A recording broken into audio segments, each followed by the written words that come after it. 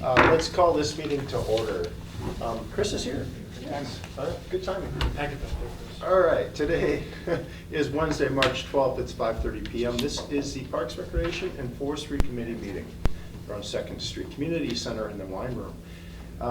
I would go right to item 2 for approval of minutes from February 12th, 2025. I entertain a motion. I'll make a motion. I'll second. Okay, motion by Brett, second by Ben. Thank you. All in favor? Aye. Opposed? Minutes are approved. Anybody need to declare a conflict of interest? Thank you. Public comment period. If anybody would like to speak, now is the time. Unless you're in one of the agenda items, we can talk at that time. Okay, thank you. Okay, moving right along to item number 5. This is the memorial plaque at Fairgrounds softball fields. Justin, I think you want to introduce this. Thank you. With us tonight is Jeff Treva Tisdale. They're making the request on their behalf. Jeff and Treva are requesting permission to install a memorial plaque at the Fairgrounds softball facility in honor of their son Kyle Tisdale, who unexpectedly passed away on March 26, 2024 from a medical complication. Kyle is a local graduate from Marshfield High School in 2004 and was a dedicated member of the community and particularly a very passionate softball player. Kyle held a deep passion for Marshfield softball community for many years. You could find him at the softball fields on Tuesday and Thursday nights. He was actively involved in coordinating the leagues, volunteering his time, and fostering a positive and welcoming atmosphere. Whether you see Kyle grilling burgers or serving refreshments, he did it with a smile and a genuine love for the sport. Jeff and Treva want to install a memorial plaque to celebrate Kyle's contributions and keep his memory alive within the softball community that he has cherished. The plaque will feature a photo of Kyle, a brief paragraph highlighting his dedication to the Marshfield softball community, and the nameplates that will list the annual MIT, which stands for the Marshfield Invitational Tournament winners. They will work with the Park and Recreation Department to determine the appropriate location and proper installation. They will cover the entire cost of the plaque and prepay 10 to 15 years of nameplates in advance. They respectfully ask for your approval to install the memorial plaque at the Fairgrounds softball facility, as it will serve as a lasting reminder of Kyle's dedication and positive impact to the community. Included in the packet is my memo as well as a picture of what they would like to see the plaque to look like and be done sometime this spring/summer. Okay. I'd like to make a motion to approve. I'll second. Okay, we have a motion by me, a second by Ben. Let's talk about this a little bit. I think really cool looking plaque, and I think it's a fitting tribute. I think it's really nice, and I love how you're fitting it in with the tournament. And it's just going to be an ongoing thing, and it'll continue to grow. I really like it. Do we have any questions and discussion? Okay. All in favor of the motion? Aye. Approved. That motion carries. Thank you guys for coming, really appreciate it. Very much. Thank you very much, guys. Thank you. Thanks. All right. We're on to item number 6. This is the Rotary Winter Wonderland Annual Report. It seems like we just had this, doesn't it? The years are flying, right? Welcome. Thank you. Thank you. Thanks for having us. Thank you guys. Thank you so much, thank you. I'm Al Nystrom. I've been one of the organizers of the project, really back to the first year. As has Phil Phillips to my right and Danielle Nystrom on my left. So we're here to share some thanks and to share some good news with you guys tonight. Another great season. Danielle will talk about some of the details, but very grateful and pleased with the support of the community and everybody who made the project successful again last year. Phil doesn't know this yet, but I do want to specifically single him out and thank him publicly for the work he's done. Ben, you know that from the early years, there has never been a year where Phil wasn't the hardest working guy in that project, and he continues to do so well into our 20th year now of the project. Just a true inspiration. First guy at the zoo, last guy to go home. January, when we're all freezing our butts off, hoping Phil doesn't reach out. He's got out with an email, hey, we're starting at 9, we got 702 pieces of rebar to pull out in the frost, and here we go. And that's to his credit. We have, we get towards the end of the build-out season, and you think we're just about ready to open, and Phil and his wife Kathy walk through and come back with a punch list of 68 items that we have to get done yet, and it's that eye for detail and that knowledge, and it's simply irreplaceable. But other than that, the true in Rotary, we have our motto is service above self. And I don't know anybody who lives that out better than Phil Phillips and like Kathy. So I want to publicly thank him for that and ask you to do the same. Thank you. I'm only 90, so I got a few years left. Just give us 19 more. Yeah. Just incredible. I also want to thank the zoo staff, Justin, Ben, Kyle, the whole team of zookeepers, the volunteers have been so good to us for so many years. There truly is no other place to have this project, and when the day comes that we can't work together with the zoo, we're out of business. And that'll never happen with the working relationships that we've forged over the years. Just truly appreciative. Those guys communicate well. We try to do the same. Ben and I are talking about snow events and snow removal. If we miss something at the zoo, Kyle will get on the phone and just let us know, hey, I missed this or that. But just appreciate all the us allowing us to invade their home for several months. We always do our best to get out of there as fast as we can. And we'll talk about some of those challenges tonight. But just very grateful, and we appreciate the city support. We couldn't do it without you. As a token of that appreciation, we are going to leave a check behind for the Wildwood Zoological Society for $1,000. Just a small token of how much we appreciate what you do at the zoo, and we certainly want to be part of your success. So let us know what else we can do to be helpful. With that, I'm going to turn over to Danielle. She'll hit a few highlights on how the season went, and we'll go from there. All right. So we had a really great year again. Even though it was a shorter season, we still very much exceeded our expectations and goals for monetary and food donations. We had a really great build out this year. We kind of took a different approach. Some of you may know John Bauer. He joined our steering committee this year, and it was really a great thing. We basically handed over to him and said, here's a bunch of businesses that have supported us in the past. Can you try to reach out and see if they'll help us bring work crews down during the work week so that we can get this going and not rely just on volunteers to show up on Saturdays to help us set up. So we had a really successful build out this year due to that. We had about 2 weeks where we had business groups come and bring, I think the clinic brought, I don't even know how many people. 30 or 40 people for 2 hours, and we got so much done that day. So it was really a different strategy for us this year with build out, and one that was very successful. So we hope to continue that into the future. A lot of businesses were excited to be able to contribute in that way. A lot of businesses now are giving VTO as volunteer time off, so had a lot of opportunities to kind of connect to people during the week instead of trying to pull people when the weekends are so busy with football and stuff. So really great setup this year, and it allowed us to plan kind of strategically of what zones of the zoo we were going to do based on the people that we knew were coming. So very helpful, very thankful to have Rotary and John help us with that this year. Very successful. I usually send out the link mid-September for food collection nights, and it's usually full by the beginning of October. That is something that is never a concern, to get groups to come out and collect donations on the evenings we're open.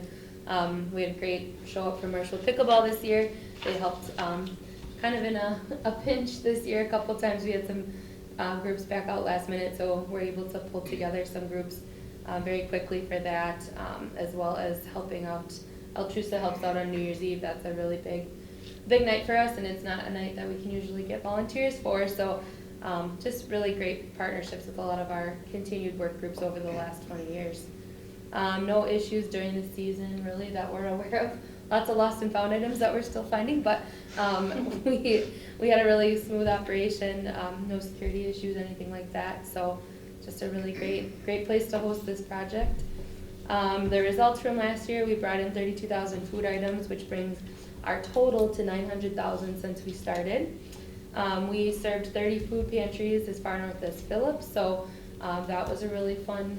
The group of guys that distribute the food have a lot of fun on Thursdays when they get to pack all that up and eat donuts and drink coffee. So we should achieve our goal of paying out $50,000 after all of our expenses are paid this year, which brings our total to $660,000 paid out back into the community since we started, which is amazing. So, takedown, I don't know if you want to talk about Yeah, this. kind of work in progress, you know, that one, we had an early and deep frost, and so, you know, to Kyle's credit, we called him about the 7th day of January, and Phil's out there trying to pull out 700 bars of rebar, and you couldn't move them. You couldn't move them. It takes pounding the rebar down and then getting 2 tools out and the pliers to reef them out of there, and I said, Kyle, we're not getting, you know, we just can't get this done as quickly as we like, and he said, take all the time you need, we'll make it happen, but I know, Phil, you can talk about where we are now, but it sounds like we've got down to our last 100 sticks or so on the ground and everything else. So, We're down to 102 left. Most of them are steel posts, and they pull a lot harder than the re-rod. But it'll get thawed out one of these days, and we'll get them jerked out of there. Everything went good this year as far as help, the bringing businesses in to help. It's a great day when we get more people than we can handle, and we had a couple of those this year. So we were extremely grateful for the help that we got. The help continues now in the off-season. This last weekend, Dad and I had the privilege of working with the Special Olympians. They come out to the shed and they kept us busy. I was sweating by the end of that, but they tested all 2 million lights that we have on the strands, and we got everything put away and relabeled to hopefully make moving day easier next year. So great credit to that group. They've been doing that also for 20 years. They come out on a Saturday and about a dozen of them show up with their support people, and we hammered that out in about 2.5 hours. So that was a really cool partnership that we are very grateful for and continue to have. We threw away, I think, 2 bins of lights, and that's about it. So very, very beneficial work that we do in the off season, as well as pulling up those 102 posts that we still have out there. But yeah, it's a feel-good morning. Those guys are all smiles. They love doing it. We give them a couple of hot dogs for lunch. And they're happy. 2.5 hours. I went through 102 bins of lights. And honestly, the 5 of us trying to keep up with getting on the shelves as fast as they could get them to us, but they were ahead of us. We could not label and store those bins as fast as they could get them to us. So I think that's just a very cool. testament to that this project has really brought everybody in Marshfield that wants to contribute it together. And obviously I'm biased. I work at ODC and I work with those individuals each day, but really to see them being able to contribute to something that's much bigger than themselves is really awesome. And I think it's great that we've had that continued partnership with them. Yeah, so started work on next year, starting in April. Phil, Dale Smith, John Wing, and a few others will be in that shed every Monday night, fixing things that that we discovered didn't hold up during the season. A little rope light here, a string of lights there on the displays. There's plenty to do, and we'll be looking for more folks to help. So more to come on that, but that's the next thing we'll work on, and then we'll be talking to the guys about getting a move-in date. October, right? Early October usually. Try to get everything out of storage, and then position where we can start building out season number 20. It's a milestone year for us. 20 years is a long time for a volunteer project to run and to grow as this one does. We're pretty proud of that. We'll talk to Rotary about different ways we can maybe celebrate that as we get closer. But yeah, we're looking forward to another year, and we just appreciate all the folks that have helped us help make this happen. Awesome. Any Wow. questions? Yeah, let's open it up. Anybody have a comment or a question? Go ahead. Can we get a picture of you guys and have Parks and Rec post it on their Facebook? Sure. Can we do that? I Yeah. think it's just a great partnership. It's been there for so long, and I just would love the 3 of you in a picture. Sure. I also have pictures from Saturday if you want those too with the Ooh. Special Olympics. Oh, yeah. Those would be good. That would be cool to Yeah. recognize that. I'll just make a quick comment. First of all, thank you guys for sticking with it. I just want to say I appreciate the city's willingness to leave pieces in the ground when it's frozen. In the very early years, we were required to pull them out, and we'd actually destroy. You basically have to destroy the components to pull them out in that frost. The frost holds so hard. So the willingness of the city just to let things sit, let them wait, just helps save money and energy and time. So I think that's why it's very important to understand why waiting helps everybody. Well, after 90 years and 19 years, they'll finally figure out, we're not gonna pull those out. You're not getting that out. He wanted to, except for. No, we actually had to bring tractors in to try to move it out, you Yeah. just end up destroying the Yeah, rebar, so.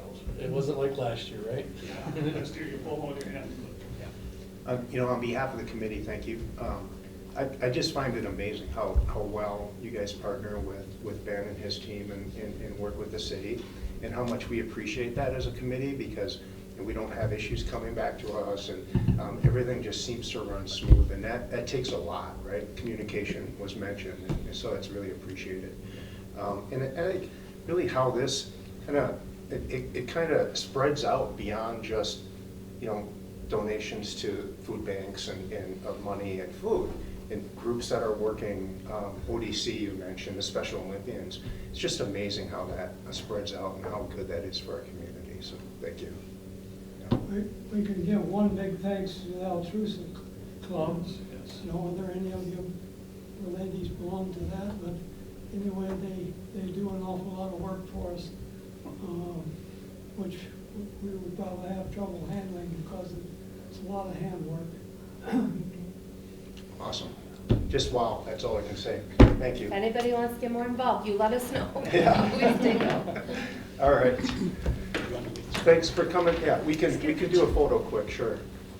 Appreciate you guys coming down and giving your annual report. It's always enlightening. You just wanna go along? You want me to take it so you can be in it? Yeah, if you wanna do that, that'd be great. Maybe you should. Oh, so I can be in it? No, I don't wanna be in it. Yeah. Do something to the next item. See you then.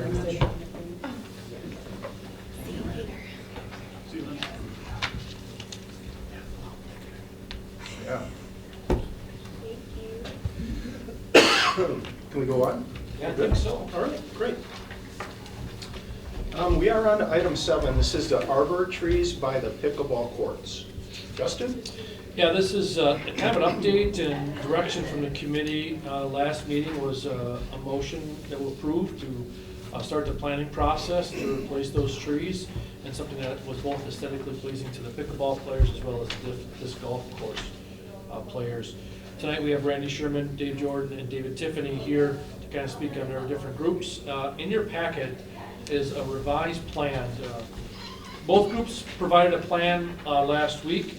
One was from Shallows Nursery, and one was through the disc golf players put together.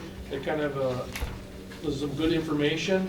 We kind of went with the Shallows Nursery version, and then there were some adjustments to it. So the version 2, if you guys can see that, is the newest and greatest plan, which we just pretty much pulled those trees away from the disc golf baskets, and we eliminated some no-mow area that was in the center area.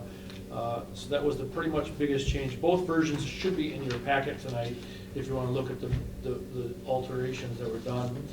Both the pickleball group as well as the disc golf group thinks that will suffice. We would start the process going forward, which would be removal of those arborvitaes, so that work with staff, and when it's thawed out and the ground's good enough and suitable to remove them, and then work with Shallows on the plan going forward. We don't know if we'll actually do everything on this plan. We'll definitely do the stuff that's to the north, that's catered around that disc golf basket, but we may not do the stuff on the south because that is gonna be ripped up and a sidewalk can be placed there and a parking lot's gonna be adjoining it, so we may not wanna disturb that landscaping or at least wait or come up with a different plan with the stuff on the south side. There's some statues that are kind of depicted in here from Clyde Winia that have to go in there. And we'll have to talk to Shallows on the west side. There's some elevation challenges there. We want to make sure that landscaping is suitable for that west side, make sure that material doesn't spill over onto that sidewalk. It's done in a way that we are happy, because we're the ones who want to snow blow it, and I want to blow a bunch of rocks onto the pickleball courts and then have to sweep that off in the spring. So we got to make sure those two areas, but we, believe it or not, most of our concerns from a staff's perspective is not on the north side, it's on the south and the west side, and a little bit on the east side. We think the north side looks just fine with what we came up with after the revision. So both Mr. Tiffany, Sherman, and Jordan are here if they want to add any comments that I may have missed. Yeah, let's do that. Dave, did you have anything to say? I think the revised plan will definitely work by removing a few of the trees and then moving the third one. We could also, on that west end, that northwest corner, we really wouldn't need the weeping white spruce there, those two. We could leave one of them on that northwest corner.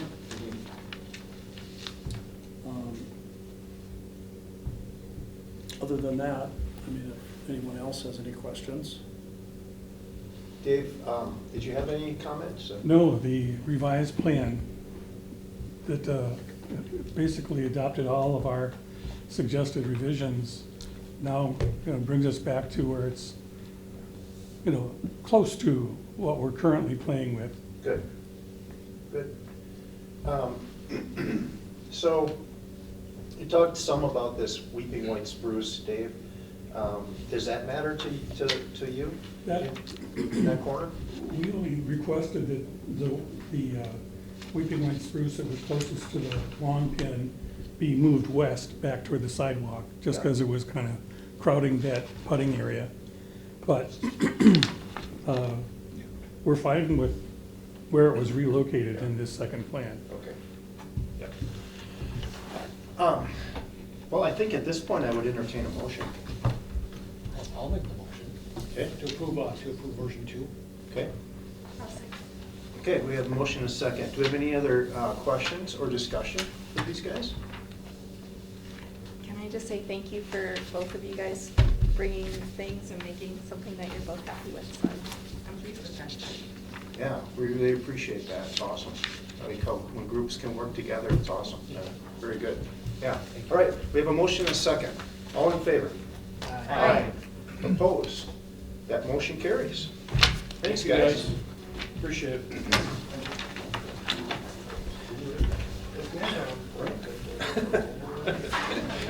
Okay, we are on to item number 8. This is the capital improvement program. Justin.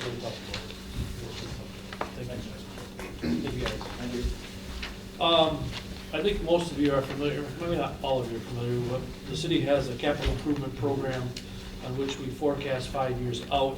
The CIP is what is referred to typically, talks about different revenue sources as well as expenditures of projects that are in the future.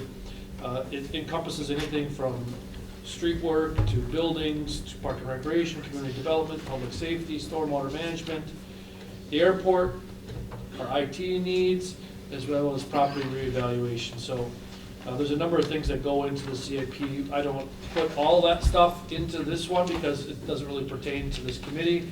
It doesn't really pertain to what we're looking at. So what we primarily focus on is park and recreation, cemetery, and the fairgrounds. The fairgrounds are governed by a third kind of party, which is called the Fairgrounds Commission, but I think it's always good to have this committee just aware of what's going on, kind of as just public information, not necessarily a deciding point. The Fairgrounds Commission will decide their projects, but it's good as it's part of our overall authority from a department perspective, and we work with them on that different thing.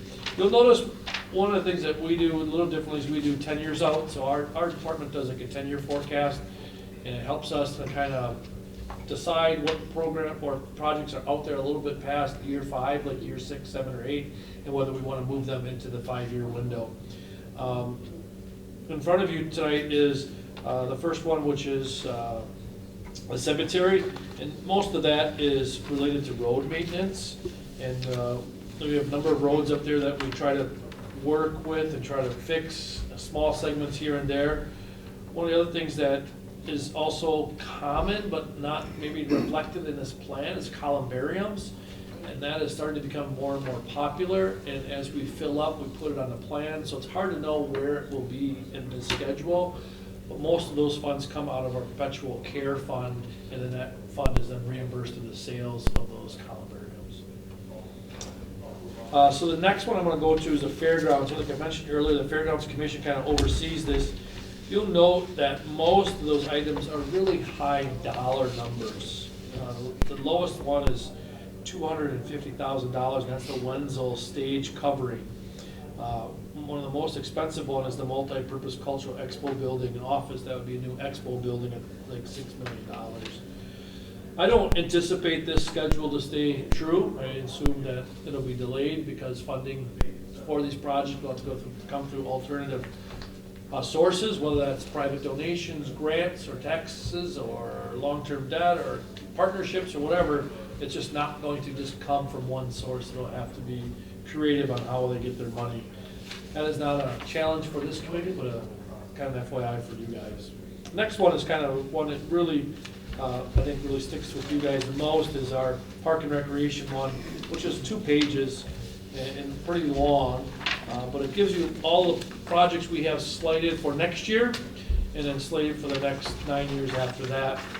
I try not to get too much into the weeds with whatever's slated really late, but maybe we move it up. What I really want to focus on, the things that we can kind of control, are the next year, 2026 and 2027.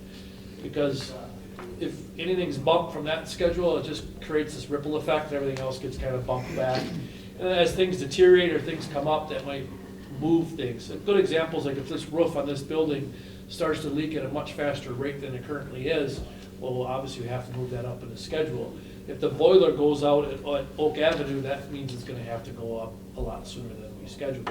So it's things that may arise without us knowing, that may bump up stuff. Another factor that determines whether projects get done is through alternative revenue sources, which is donations.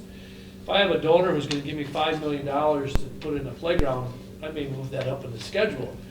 If I have a donor who wants to give me $5 million to fix a parking lot, I may move it up in the schedule. A good example is the pickleball people came forward, they wanted to raise money for their pickleball courts, and that moved up in the schedule. The softball field did not have that funding source, so it kind of took a backseat to the pickleball. So that's kind of how that might work. It's not typical, but if we see it, it's usually at the zoo, and it's usually outside groups. Greasy Playground's another one. They're currently fundraising. They may raise enough money for a Greasy Playground, they may not. But we still have it in our schedule for next year, out in 2027, and that may come off that schedule if they're successful in their fundraising efforts. They may get a big donor and someone gives them $500,000 and we'll take that off there and build a $500,000. But tonight I'm looking for approval of the CIP as presented, or making changes if you see any changes you'd like to see happen. That can definitely occur. Ben, you got something? I don't see any bathroom for Wenzel Plaza, is that dead? That is now at a committee level, so that was approved. And don't quote me on the year, if it was 22 or 23. And then we're going through the design and location, and it was not the easiest process because you have to decide where it was gonna go, what it was gonna look like, and then that didn't get approved to the council. They tabled it, they formed a committee to review that. They met in the fall. I wanna say it was September, maybe it was October. And then that committee hasn't resumed since then.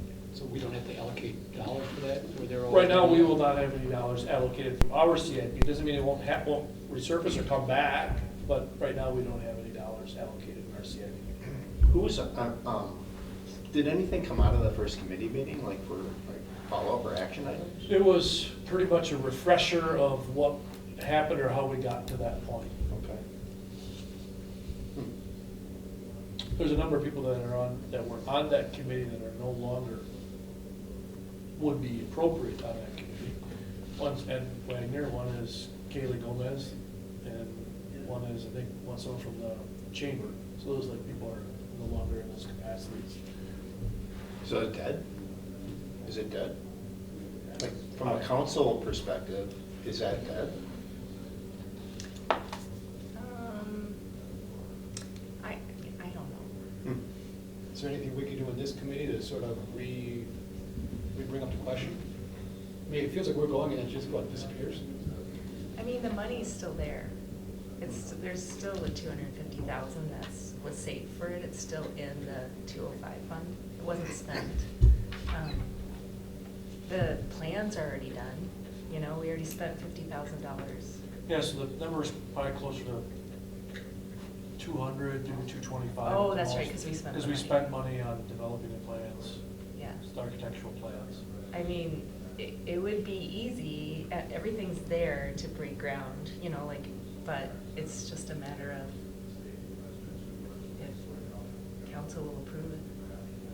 Yeah, were the bids, did we go out for bid, or did we? I went through the bids, but the council did not reject them. They didn't like the way, and I'm putting words in people's mouths, so I don't apologize for that. It's not my purpose, but the idea was they didn't really like the way that Bozen handled the bids, and then they wanted to do a reset and reevaluate. A number of things came up. Number one, did the council feel comfortable with the number of restrooms? It was just 2 family restrooms. Did they want more or less? Location, was that the most desirable location? Is there better locations? Number 3, is there other options that weren't considered or should be considered more? So those are 3 things that they kind of went back to talk about. But since that meeting where we revisited all those topics, nothing has came about since then. Was there a chair of that committee? There is, you could ask the chair. Who's the chair? He's, It's Hopperdietzo. I want to say it's Brian, but I don't know if that's his first name. It's Brian Hopperdietzo was the chair of that committee. Could we maybe just as a committee request that the chair give us some sort of update on what's happening? I can definitely pass Yeah. that along. Yeah, That's what. that'd be yep. good. I don't know what else we can do right now. Yeah, unless they send it back to the committee. Yeah.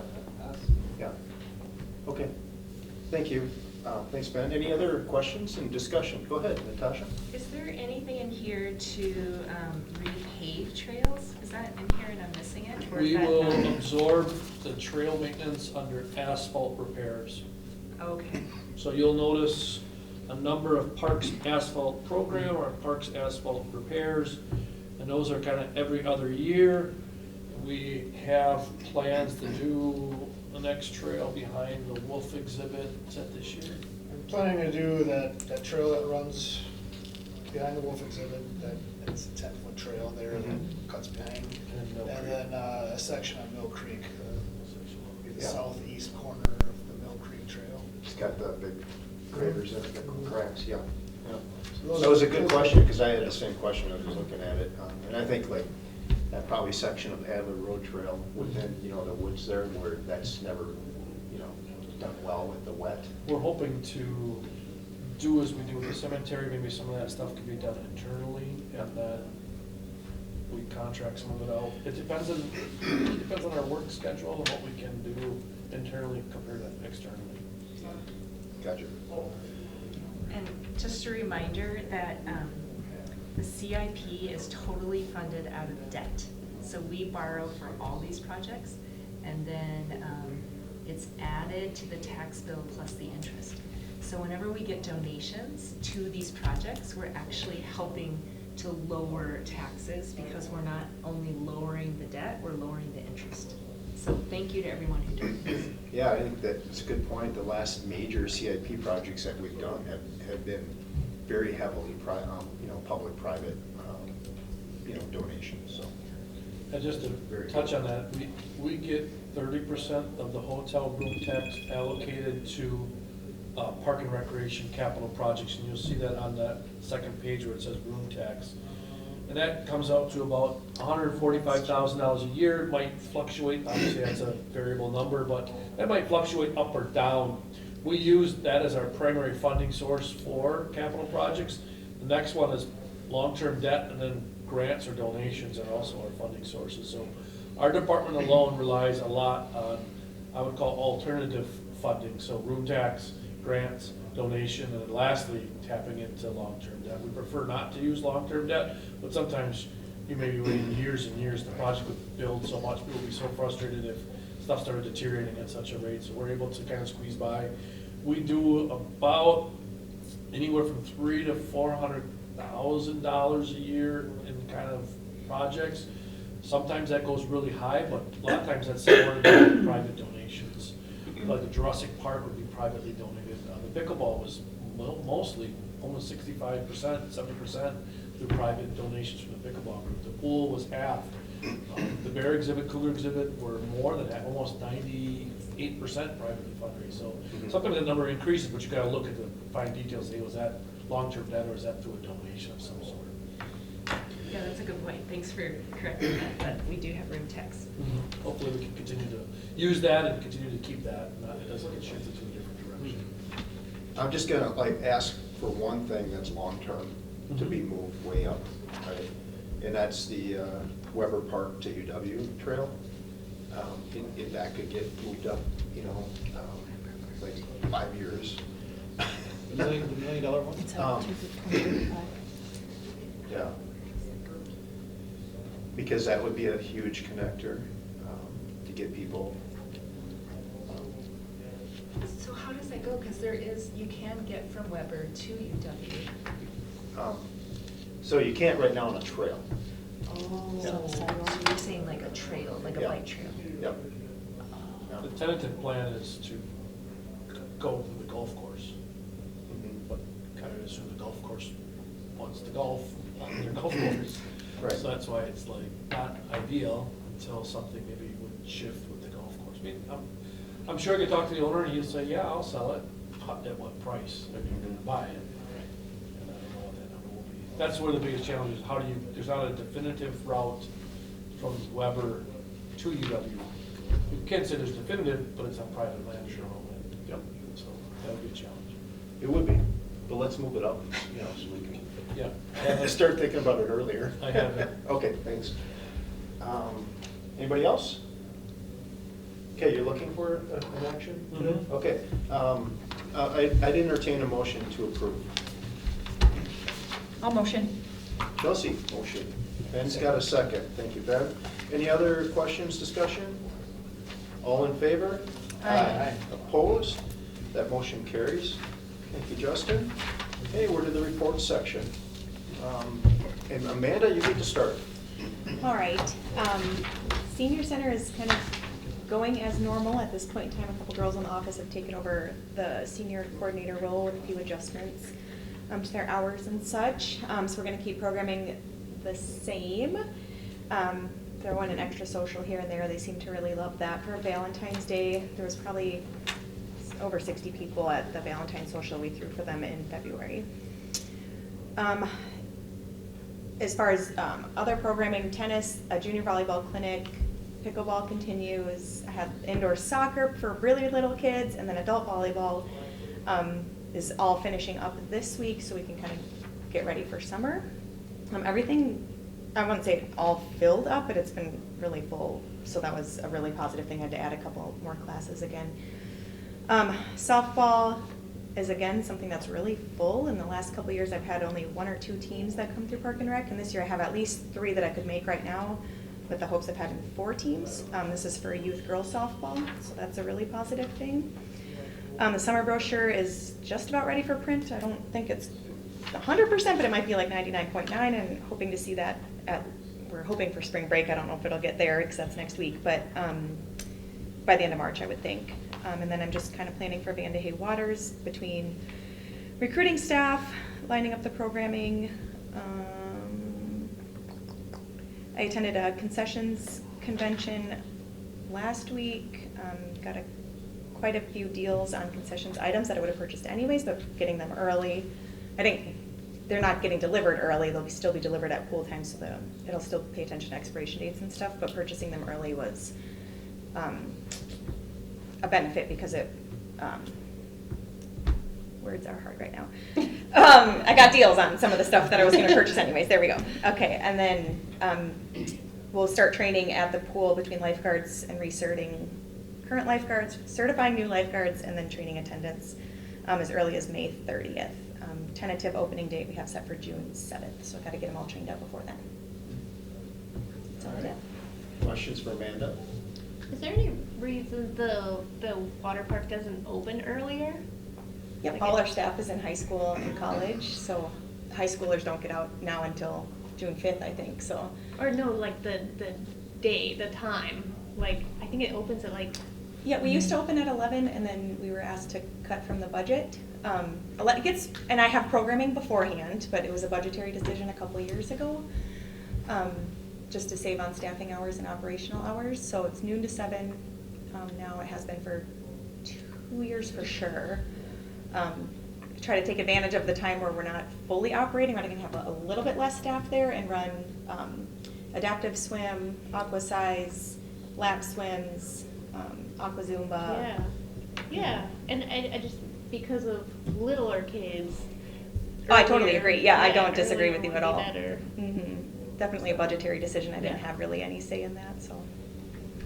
Okay. It's all about money. Yeah. Anybody else? Okay. Thank you, Amanda. Let's go on, Nikki's not here, you? Amanda, you wanna do it? Sure. She said that last month included, there were 3 luminary hikes scheduled and 2 of them were successfully ran. The 3rd one was just canceled for weather. She couldn't, it was so wind, that was the day that was crazy windy and everything was blowing all over the town. And then she's looking ahead to summer events too, so. Okay. Ben, we're on to you. All right, it's getting to be a busy time of year. Cody's got all the ball field inventory either ordered or already delivered. So our field paints, our soil conditioners, all that good stuff. Tennis and pickleball courts opened Monday. Nets are up, people are playing and dominating.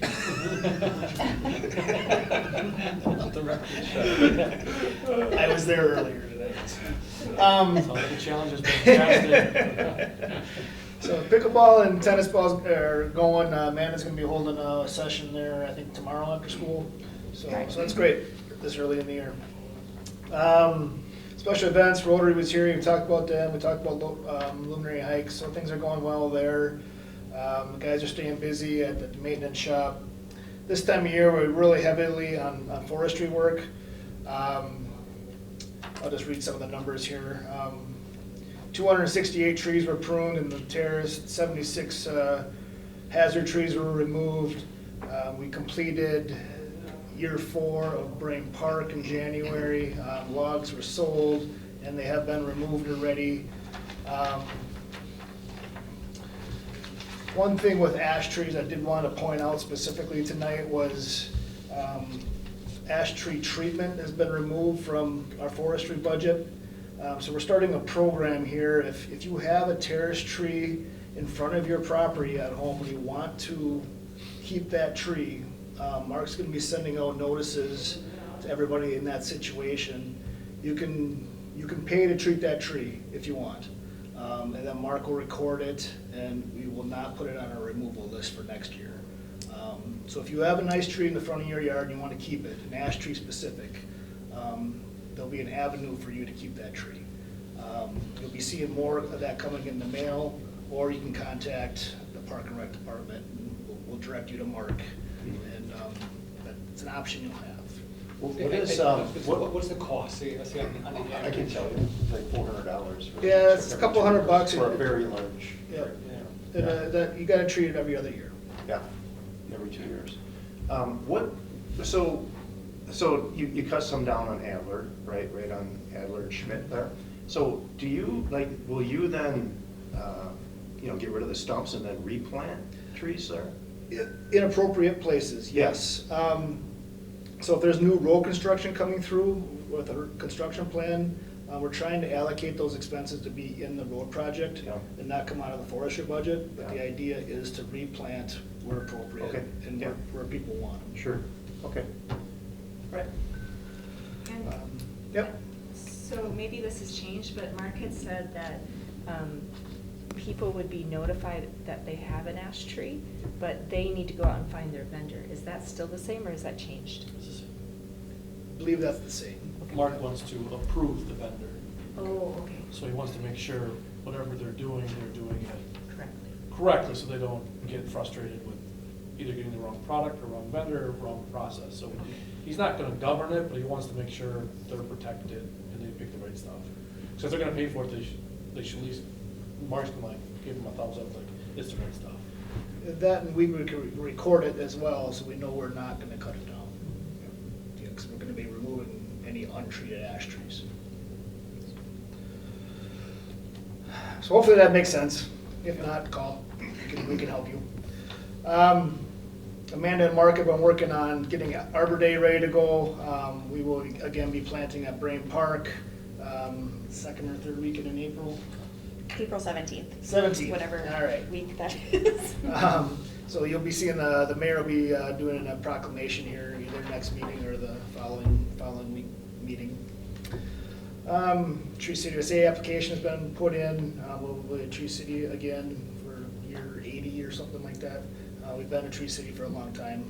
It's a great program. Yeah, so a lot of forestry stuff. Down at the zoo, good time of year to be down there as well. Whitetail lost his antlers. St. Patty's Day is right around the corner, so the elk should be losing theirs. Got a new bobcat, Elsa. If you've been watching the Facebook page, they've been posting on that. Cute little girl, 9 months old, gonna be 10 months. So that's pretty cool.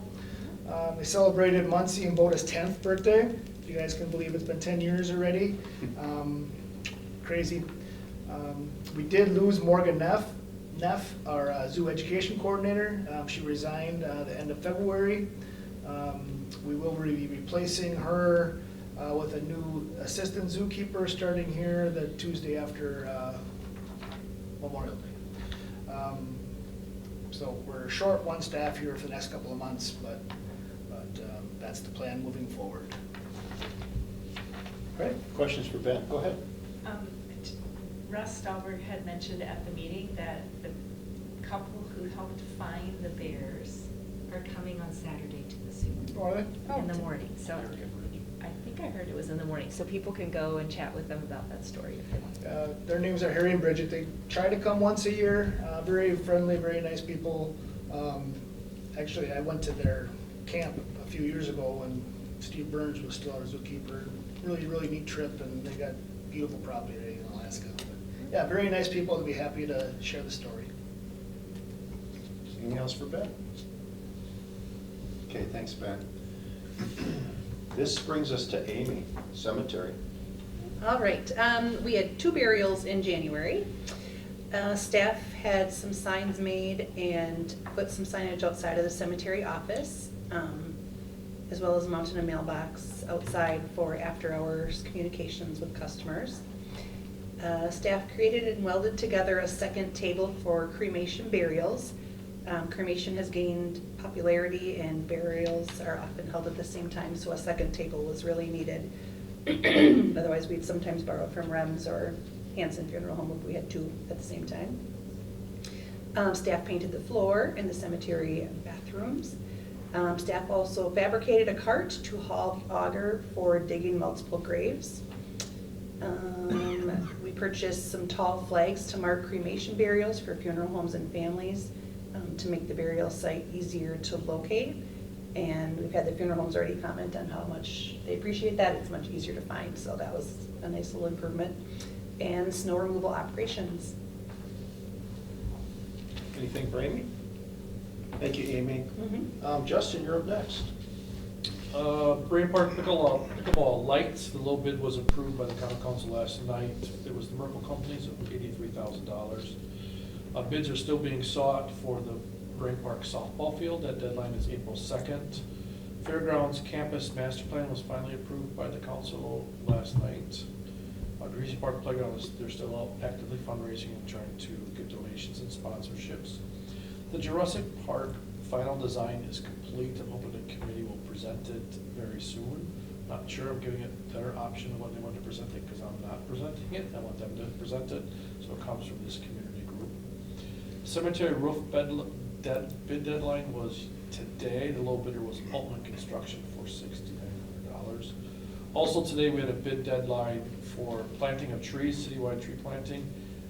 We got a grant of $25,000 in the DNR, and that went to Legacy Trees, and they'll be planting 62 trees in the right of way at various locations throughout the city. So those go to the Board of Public Works on Monday. Awesome. Anything for Justin? Okay. We are on the Parks, Rec, and Forestry Committee. Do we have any items for future agenda? Natasha? Nothing? I just wanted to say, I took the bike ordinance, this has nothing, I mean, I Yeah. don't think this is a future agenda item. Yeah. And then I met with the police station, and they brought in the state statutes, And a lot of our suggestions actually matched with the state, which was really interesting, like riding side by side is okay with the state statute. Mhm. So I'm gonna now combine those together and then send it to our lawyer. So then once he approves it, he'll write up an ordinance. Cool. Awesome. And then, do we need an agenda item just to talk about the next, like, an update on the Winslow family bathrooms? How about I see if I get a response back? Okay. And if it warrants an action item, I'll put it on, All right. and then Yeah. we can discuss it. Cool. I don't know what the response will be, so Yeah. it's kind of premature to say as an action item. Yeah, thanks. All right, anybody else? Going once, twice. All right, our next meeting is scheduled for 5:30 PM Wednesday, April 9th. I will be here. Okay. But I'm gonna be really tan, yeah. All right, Thanks. so we are adjourned.